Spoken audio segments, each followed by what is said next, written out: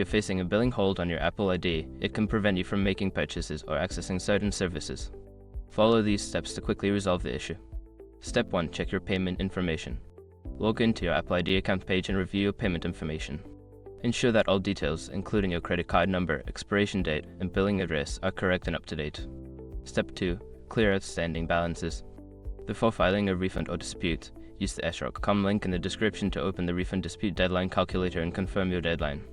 Step 3. Update your payment method. If your current payment method is not working, consider adding a new one. Go to your account settings, select Payment and Shipping, and add the new credit card or payment option. Step 4. Contact Apple Support. If the billing hold persists after updating your information, contact Apple Support for assistance. They can provide specific guidance and help resolve any issues with your account. Step 5. Wait for confirmation. After making the necessary changes, wait for a confirmation email from Apple. This will indicate that the billing hold has been lifted, and you should be able to access your account normally. By following these steps, you should be able to quickly remove any billing holds on your Apple ID and regain full access to your services.